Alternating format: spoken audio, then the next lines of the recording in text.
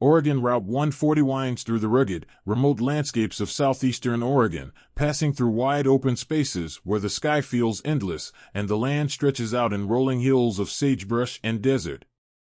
Just past the town of Adel, tiny, almost forgotten, this desolate stretch of highway becomes something else, something darker. For years, truckers and locals alike have whispered about strange happenings along this road. Lights that flicker in the distance and disappear without a trace. Sudden, bone-chilling cold. Sounds that echo through the air, as if coming from nowhere and everywhere at once. It was late October when Mike Jensen, a long-haul truck driver, found himself navigating this lonely stretch of road just past midnight. The rain had been relentless that day, turning the road slick under his tires. He hadn't planned on driving this late, but his last delivery took longer than expected, and he was desperate to make up for lost time. He knew this part of Route 140 well enough. It was a shortcut that shaved hours off his usual route, cutting through the sparse countryside. The town of Adel had already faded in his rearview mirror, its few structures swallowed by the darkness. There wasn't much to Adel anyway, just a gas station, a diner, and a handful of small houses that seemed as old as the land itself. Most of the locals kept to themselves, their lives as quiet and steady as the vast, lonely plains around them. Mike adjusted the dials on the radio, trying to find a station that wasn't static. All he got was faint country music crackling through the speakers before it fizzled out entirely. He let out a frustrated sigh and settled into the monotonous hum of his engine, eyes on the road, hands gripping the steering wheel. The rain had slowed to a light drizzle, the clouds parting just enough to let the moon cast an eerie glow over the landscape. The headlights of his truck cut through the gloom, illuminating the narrow, winding road ahead. It was a familiar stretch, but tonight, it felt different. The air was heavy with an unsettling quiet, the kind that makes the hair on the back of your neck stand up. As Mike rounded a bend, something caught his eye. Off in the distance, just beyond the edge of the road, he saw a flicker of light, small, almost like a lantern swaying in the wind. He slowed the truck, squinting through the windshield. The light disappeared, only to reappear a few yards farther down the road, moving slowly, as if beckoning him to follow. He rolled down the window, the cold night air biting at his skin. No sounds, just the soft patter of rain and the distant call of coyotes. His gut told him to keep driving, but curiosity won out. He pulled over to the side of the road, the truck coming to a rumbling stop. Mike hesitated for a moment, his fingers tapping the steering wheel. The light was gone now, the road ahead as empty as it had been minutes ago. But something about the flickering glow gnawed him. He had heard stories about strange lights along Route 140. Most dismissed them as campfire tales or reflections of headlights bouncing off the hills, but truckers like him knew better. The stories had too much consistency, too many similarities over the years to be pure coincidence.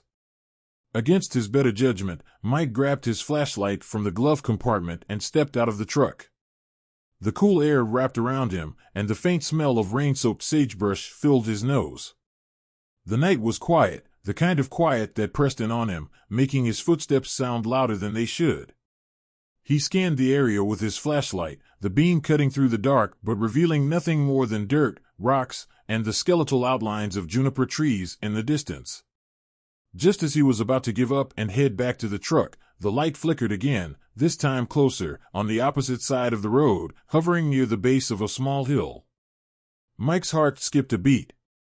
It was impossible, he hadn't seen or heard anyone. There were no houses out here, no reason for anyone to be wandering this far from the highway. He stepped cautiously towards the light, his boots crunching against the gravel. The light seemed to move with him, as if it was leading him somewhere. The road behind him grew farther away with each step, the truck's headlights now small pinpricks in the distance.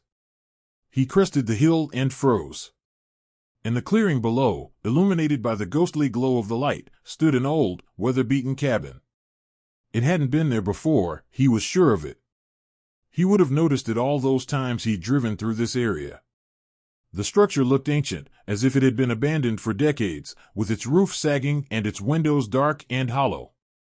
Mike felt an icy chill crawl up his spine.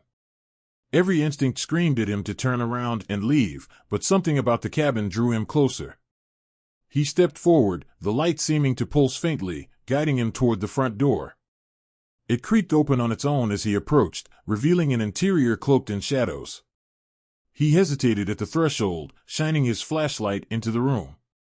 The inside was just as decrepit as the outside, dust-coated furniture, a fireplace that looked like it hadn't seen a fire in years, and walls covered in yellowing, peeling wallpaper. But there was something else, something that made Mike's blood run cold. On the far wall, scrawled in jagged, uneven handwriting, were the words, "They are watching." Mike's breath hitched, and he took a step back, his flashlight flickering as if the battery was dying. He fumbled to adjust it, but before he could, a loud crack echoed through the cabin. The floorboards creaked, and a shadow moved in the corner of the room. His pulse pounded in his ears, and he turned to leave, but the door slammed shut with a deafening bang. He was trapped. Suddenly, the room grew impossibly cold, his breath visible in the air. The light he had followed to the cabin flickered again, but this time it wasn't gentle or inviting, it was erratic, flashing wildly like a strobe. And then, he saw them. Figures, shadows, moving along the walls, stretching and shifting in ways that no human should move. They were watching him, their eyeless faces turned toward him with a malevolent intent. Panic surged through him as he lunged for the door, yanking at the handle. It wouldn't budge. A deep, low whisper filled the air, like a chorus of voices murmuring in a language he didn't understand. The shadows grew closer, their forms coalescing into something darker, more solid. He could feel their cold presence pressing in on him, suffocating him. Mike's mind raced. He had to get out, now. Summoning all his strength, he threw his shoulder against the door. It burst open with a splintering crack, and he stumbled out into the night, gasping for breath. The light was gone, and the cabin behind him stood silent and dark, as if nothing had ever happened. He didn't stop to look back. He ran down the hill, his heart pounding in his chest. The truck was still there, its headlights cutting through the darkness like a beacon. He scrambled inside, slamming the door shut and jamming the key into the ignition. The engine roared to life, and he peeled away from the spot, his hands shaking on the wheel. As the cabin disappeared in his rearview mirror, Mike's thoughts raced. What had he seen? Who, or what, were those figures? He drove in silence, the road stretching out endlessly before him. When he finally passed the town of Lakeview, hours later, he pulled into a gas station, his nerves frayed and his heart still racing. He never spoke of what happened that night. Not to the other truckers, not to anyone. But every time he drove along Route 140, near Adele, he couldn't shake the feeling that something was watching him from the darkness, waiting for him to stop again. The stories of strange lights and eerie occurrences along Oregon Route 140 continued, whispered among those who dared to travel the desolate road. And every now and then, someone would swear they saw the flicker of a lantern out by the hills, guiding them toward something best left undiscovered.